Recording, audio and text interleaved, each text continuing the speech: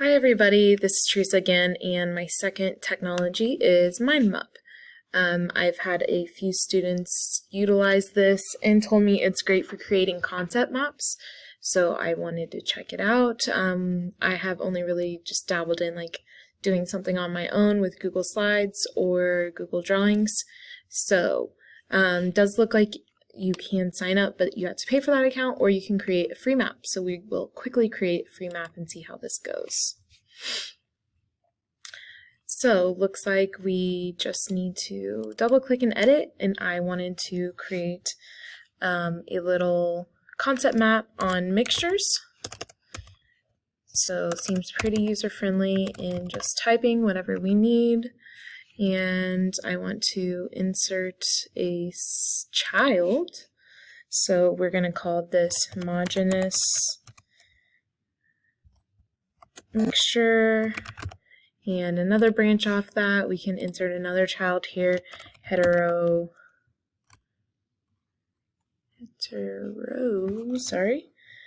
genius mixture. And looks like after that, if I want to insert a sibling, we can do that, or go back to here and insert a child, which a heterogeneous mixture could be a colloid, or another child here, a suspension, and then we have a homogeneous mixture, which is a solution. So just wanted to do that. Looks like we can adjust here, so oops. Oh my, this is not really working here. Adjust a node image if we were doing that, make a larger node font.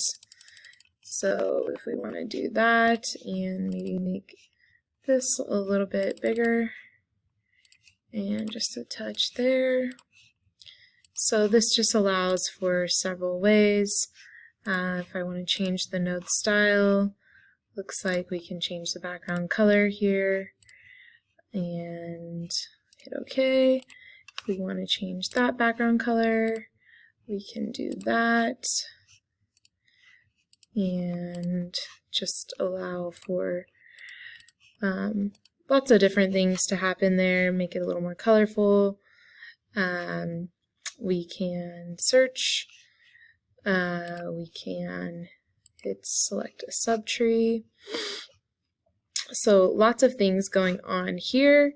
And then if I want to save, it looks like I am able to save a file. Free files are public and they won't be deleted, but they're removed after 6 months, it looks like here.